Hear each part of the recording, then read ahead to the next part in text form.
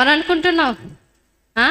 I am president, నేను ఈ యొక్క ప్రెసిడెంట్ని, ఈ యొక్క సెక్రటరీని, నేను గవర్నమెంట్ జాబ్లోను ఒక ఉన్నత స్థానంలోను రాజకీయవేత్తని అనేసి చాలామంది ఏం చేస్తారంటే వాళ్ళకు ఉన్నదాన్ని బట్టి ఈ పని నాది కాదు వేరే వాళ్ళు చేస్తారు అని చెప్తూ ఉంటారు. కానీ వాళ్ళు అధికార కుమార్తెలు అయినప్పటికీ వారు ఏ మాత్రము కూడా మేము ఎలాంటి వాళ్ళమని సో అండ్ సో అని గొప్పలు చెప్పుకోలేదు కానండి. వారు కూడా దీనత్వం కలిగి దేవుని పనిని చేయటంలోని కష్టించే స్వభావం కలిగిన వారిగా ఉన్నారు.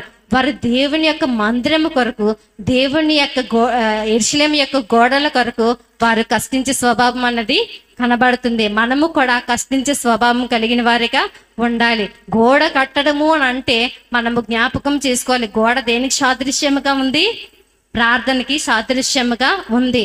మనం ప్రార్థన అనే గోడని ఎప్పుడైతే మన కుటుంబాల్లో కట్టుకుంటామో అప్పుడు నీ యొక్క గోడని ఎవరు కూడా పడగొట్టలేడు.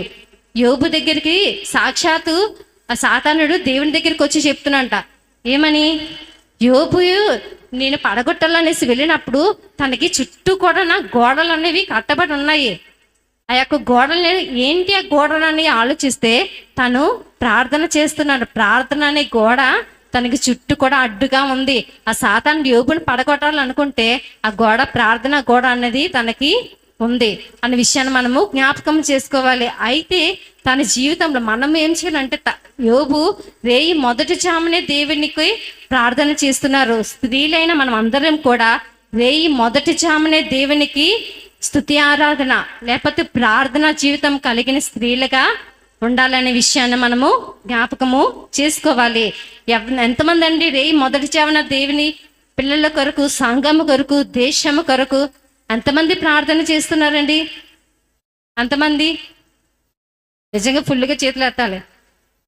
దేశం కొరకు, సంఘం కొరకు, ఇంకా ఇతరుల కొరకు ప్రార్థన చేస్తున్నారు. దేవుడు మిమ్మల్ని దీవించును గాక. అయితే ప్రార్థన చేసేవారిగా ఉండాలి. రేయి మొదటి జామునే దేవునికి స్తుతి ఆగమన్నదే మనము చెల్లించేవారిగా ఉండాలి. అంటే దేవుని యొక్క ప్రాకారాలు మనము కష్టపడి కట్టుకునేటప్పుడు ఆ ప్రార్థన గోడ అన్నది మన కుటుంబంలో, మన సంఘంలో నిలబడుతుందనే విషయాన్ని మనము జ్ఞాపకం చేసుకునే వారిగా ఉండాలి. రెండవది ఏంటంటే కష్టించే స్వభావం మనలో ఉండాలి. దేవుని కొరకు ప్రయాసపడి భారం మోస్తున్న సమస్త జనులారా నా యొద్దకు రండి